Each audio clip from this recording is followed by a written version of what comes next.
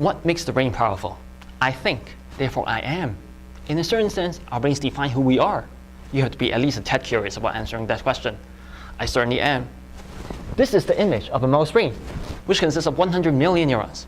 The typical adult human brain, weighing only 3 pounds, consists of 100 billion neurons, and is the most powerful computational entity known to us. To put this in perspective, 3 pounds is about the weight of half a dozen oranges. Given the current world population, 100 billion people would populate 15 planet Earths. Before discussing the brain's power to compute, imagine The Rock and Hogan are going mano a mano on the seesaw. What? You heard that right, a seesaw. Whoever plants their feet on the ground first wins the battle. The competition is fierce and the seesaw rocks back and forth. But neither of the wrestlers with their bulging muscles is gaining the upper hand. In comes Woodstock. He lands on the rock. The little yellow bird, weighing only a tiny fraction of each wrestler, upsets the balance, sending Hulk Hogan upward. The rock hits the ground and wins the match. The two wrestlers are mighty forces balanced against each other. Without Woodstock's interference, the seesaw plank fluctuates about the horizontal position, but never tilts decisively to anyone's favor. Numerous systems, such as magnets, sand piles, birthmarks, and natural images, can exhibit critically poised states that balance order against disorder.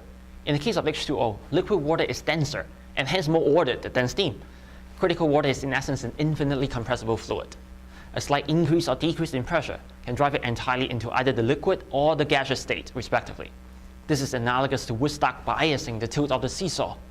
In general, balances at criticality are tenuous. This makes critical system highly sensitive, which could be advantageous for neural processing.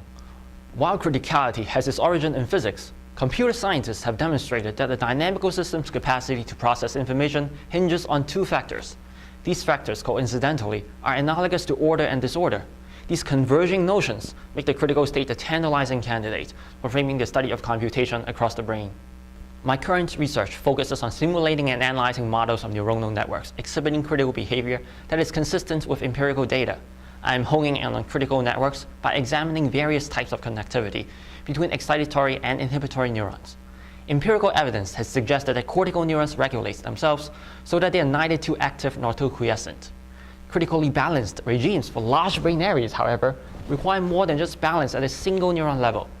A collectively balanced state that is an emergent property of a large number of neurons is required. My name is Tony Ng. I'm a third-year graduate student at Brandeis University. I hope you find the notion of balance and criticality in the brain intriguing. For more detailed background information and descriptions of my work, or rather, work in progress, check out my poster. It's here somewhere. Thank you for listening.